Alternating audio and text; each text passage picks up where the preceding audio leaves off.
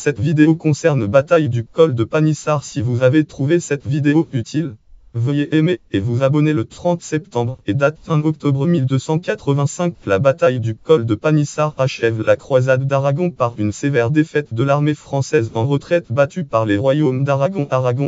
Elle se déroule au col de Panissar, alors lieu principal de passage des Pyrénées-Orientales. La croisade d'Aragon avait été lancée par le pape Martin Yves. Conduite par le roi de France, elle n'avait avancé que lentement en Catalogne avant de devoir faire retraite la flotte qui la ravitaillait ayant été battue aux batailles navales des Formigues. Situation du col. Ce col de massif des Albères 330 m, voie principale de franchissement des Pyrénées dans l'Antiquité, se trouve tout comme celui du Perthus sur l'ancien itinéraire intérieur de la voie domitienne. Les Romains le connaissaient sous le nom de Summum Pierum. Le chemin de Barcelone à Perpignan l'empruntait.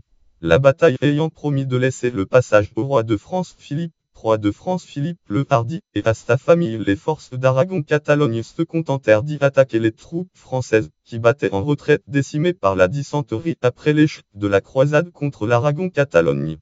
Pierre III d'Aragon. Pierre III le Grand avait confié l'avant-garde de l'attaque à Ramon de Montcada et d'Aragon, qui avec ses almogaves se livra à un massacre sur les fugitifs, tout en respectant le roi français à l'agonie, et les membres de sa famille, au nombre desquels se trouvait Charles de Valois 1270-1325, Charles de Valois prétendant à la couronne d'Aragon-Catalogne par sa mère Isabelle d'Aragon 1247-1271. Isabelle d'Aragon de Pierre. Et lorsque ce premier assaut eut pris fin, la colonne française fut à nouveau attaquée par les troupes de Roger de Lauriac, qui avaient mis pied à terre après leur victoire navale devant les côtes de l'Empourdan à la bataille navale des Formigues.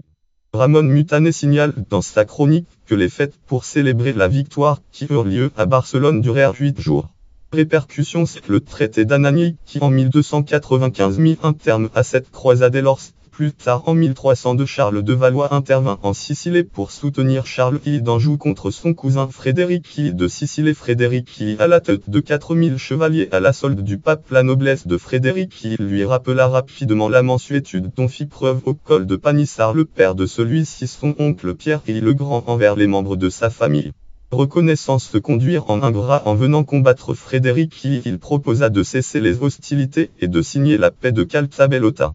Notes et références, sources et bibliographie. Catégorie bataille des croisades. Catégorie bataille de 1285. Catégorie bataille impliquant le royaume d'Aragon. Catégorie bataille dans les Pyrénées orientales. Panissar. Catégorie le Perthus. Catégorie la Jopera.